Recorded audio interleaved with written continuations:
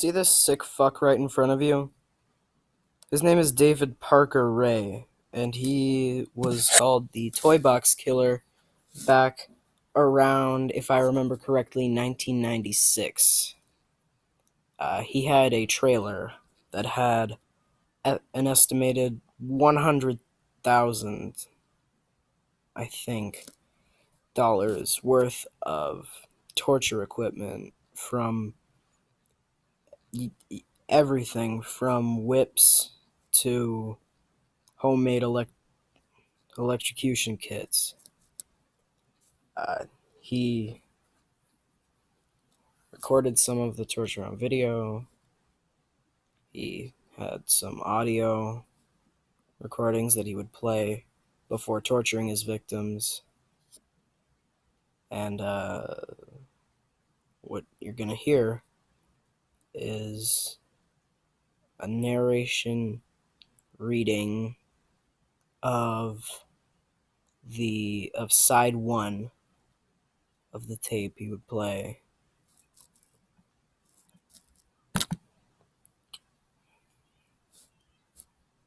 Hello there, bitch. Are you comfortable right now? I doubt it.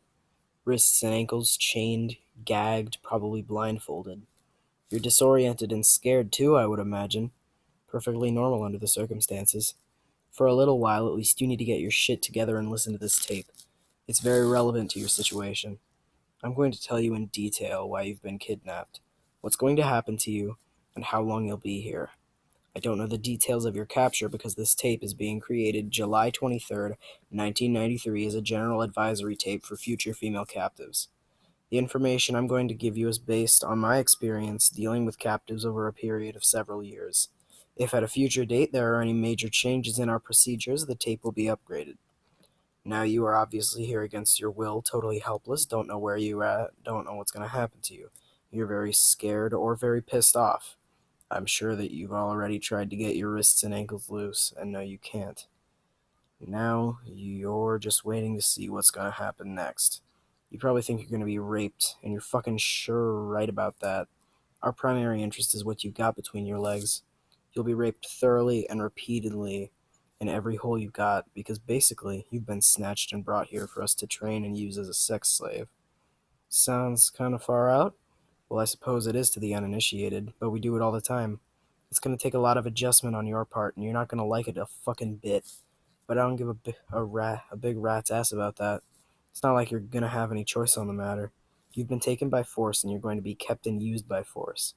What all this amounts to is that you're going to be kept naked and chained up like an animal to be used and abused anytime we want to, any way that we want to. And you might as well start getting used to it, because you're going to be kept here and used until such time as we get tired of fucking around with you.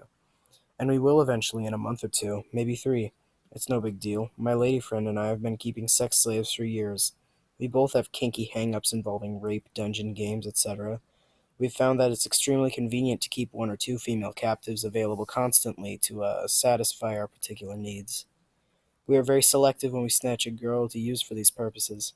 It goes without saying that you have a fine body and you're probably young, maybe very young, because for our purposes we prefer to snatch girls in the early to mid-teens, sexually developed but still small-bodied, scared shitless, easy to handle and easy to train. They usually have tight little pussies and assholes. They make perfect slaves. Anytime that we go on a hunting trip, if we can't find a little teenager, we usually start hitting the gay bars, look for a well-built, big-titted lesbian. I thoroughly enjoy raping and screwing around with lesbians as there's not as much danger of them carrying a sexually transmitted disease, and I don't like using condoms. Also, even though they're a little older, unless they've been playing with dildos a lot, they still have tight holes between their legs like the younger girls. If we can't find a lesbian that we want, we snatch anything that's young, clean, and well built.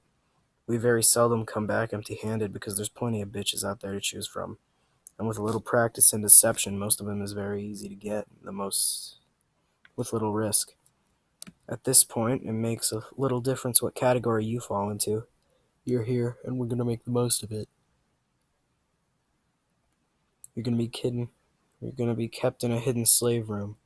It's relatively soundproof, escape-proof, and it's completely stocked with devices and equipment to satisfy our sexual fetishes and deviations. There may or may not be another girl in the room. Occasionally, for variety, we like to keep two slaves at the same time. In either case, as the new girl, you'll definitely be getting the most attention for a while. Now, as I said earlier, you're going to be kept as an animal. I guess I've been doing this for too long. I've been raping bitches ever since I was old enough to jerk off and tie little girls' hands behind their back. As far as I'm concerned, you're a pretty piece of meat to be used and exploited. I don't give a flying fuck about your mind or how you feel about this situation. You may be married, have a kid or two, boyfriend, girlfriend, a job, car payment. Fuck it. I don't give a rat's ass about any of that. And I don't want to hear about it. It's something you're going to have to deal with after you're turned loose. I make it a point never to like a slave, and I fucking sure don't have any respect for you. Here, your status is no more than that of one of the dogs or one of the animals out in the barn. Your only value to us is the fact that you have an attractive, usable body, and like the rest of our animals, you'll be fed and watered, kept in good physical condition, kept reasonably clean, and allowed to use the toilet when necessary. In return, you're going to be used hard, especially during your first few days when you're new and fresh. You're going to be kept chained in a variety of different positions, usually with your legs or knees forced wide apart.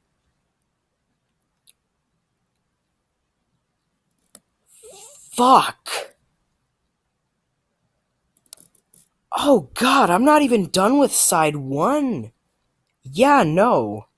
Uh, I'll put the link to the website where I got this in the description if you're morbidly curious enough to, I don't know, read the rest for yourself, but no, I can't keep going. Yeah, definitely not. So,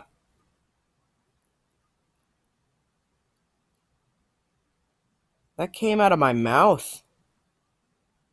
I don't.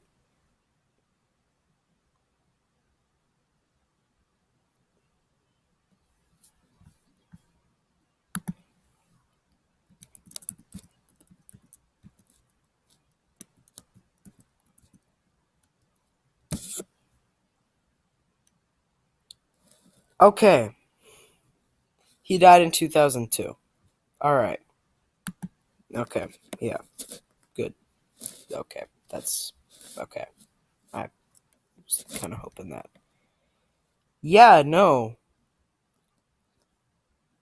I'm not. I don't. I don't know what to say.